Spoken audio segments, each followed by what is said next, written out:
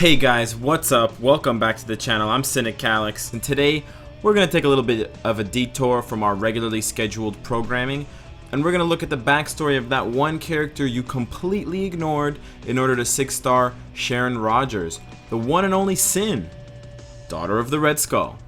Now, we don't typically do backstories on this channel, as you guys can see from what's been released, but honestly guys, Sin's origins are so insane that we really believe, truly, that they deserve a closer look and that you guys deserve to know what this character is really about. The fact that she was first introduced in the mid-80s in a Captain America comic should tell you all that you need to know about the character right off the bat. The 80s and 90s, for your reference, were an absolutely insane time for Steve Rogers, since none of the writers, nobody, really knew what to do with him. The fact that we got characters like Cap Wolf and Heroes Reborn around that time should really be a dead giveaway about just how embarrassing that chapter in the Sentinel of Liberty's history was. As per tradition for the time, Sin was introduced in an incredibly convoluted plot starting in 1984 in Captain America issue 290. In that comic, Sin is introduced as Mother Superior and looks pretty much nothing like her current self. Gone is that red hair, the insane look in her eyes that's kinda hot, and that stripperific outfit. Alright guys, instead she's wearing whatever the hell this is. Honestly, she doesn't really have a lot of personality at that point. She's just presented as this evil religious leader working for Red Skull and Zemo, shout out Zemo from the Civil War movie, and helping them with yet another one of their convoluted schemes. The story doesn't really matter in the grand scheme of things. The most important part is definitely issue 298 if you want to check it out, which reveals the backstory of Red Skull. As it turns out, at one point, the Red Skull decided to have a male heir that he could indoctrinate in the ways of evil. When he saw that the woman cleaning his room looked exactly like his mother, Martha,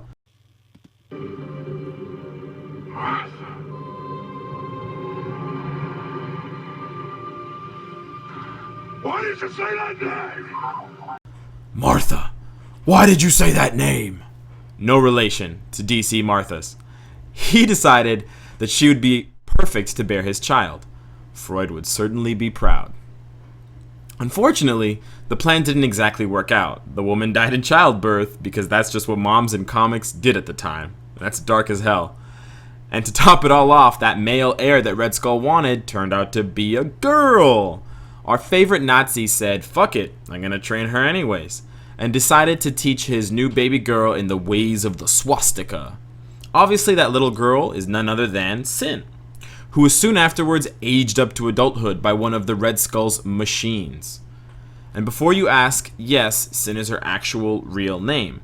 She was named Cynthia by her pun-loving father because evil and puns. By the end of the story, the Skull is defeated and Mother Superior is de-aged back into a teenager. Now, if only we could de-age Donald Trump back into non-existence, we'd be good. Following her first appearance, Sin wouldn't really appear in comics for another 20 years, until the Captain America Messiah, known as Ed Brubaker, reintroduced Sin in 2005 in Captain America issue 15.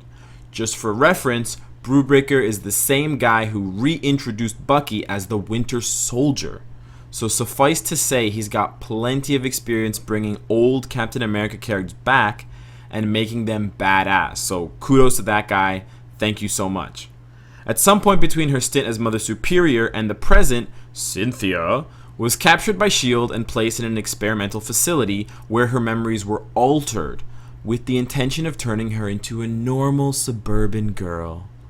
But Crossbones managed to fuck that up and break her out, and the two began hanging out together for a while, becoming a sort of supervillain Bonnie and Clyde. Their biggest contribution during that time period was actually assassinating Captain America, following Civil War in Captain America issue 25, with Crossbones firing the killing shot and Sin disguised as a nurse to ensure that Cap died. Now, Sin's next appearance is of course in Captain America Reborn, because if there's anything we know about comic book deaths, is that it's usually only a bit of a tickle as long as you're popular. Due to yet another needlessly convoluted and very comic booky story, Red Skull had taken control of Steve Rogers' body, with Sin fighting against Steve's allies by his side. By the end of the story, however, the good guys won. Cap got his body back, and as an added bonus, Sin also ended up smack dab in the middle of an explosion, which disfigured her face, because apparently you can't be a Nazi in the Marvel Universe without something going horribly wrong with your face. Afterwards, she was imprisoned in a mental hospital and made several attempts to escape, the last of which was successful, and leads us directly into Fear itself, a big Marvel event which placed Sin front and center. Now, it's pretty much impossible to get into Fear itself without making another video that's about as long as this one, since it's convoluted and honestly not all that great, so we're just going to skim over the most important parts. Basically, you can think of Fear itself as an Asgardian version of Age of Apocalypse. Or if you're unfamiliar with that story, and you shouldn't be because the X-Men comics of the 90s were awesome, then the closest analog we can give is the Galactus type story. In it, an ancient Asgardian being known as Serpent, with powers that surpass even those of Odin, my man, Odin with the beard, awakens and chooses Sin to be its primary herald, the right-hand woman. After gaining her own hammer just like Mjolnir, Sin gets transformed into the Asgardian Skadi and sets out on a quest to liberate Serpent from his prison. After she succeeds, Serpent selects several other Marvel characters, along with them the Hulk, the Juggernaut, and the Thing. I guess Serpent's got a thing for really big bulky dudes and small girls with red hair. And turns them into his evil heralds known as the Worthy, before sending them out to wreak havoc. It takes the combined forces of pretty much the entire Marvel Universe to take down Serpent, Skadi, and the Worthy, with Thor killing Serpent, and Skadi being defeated by a Mjolnir-wielding Captain America. How badass is that, guys?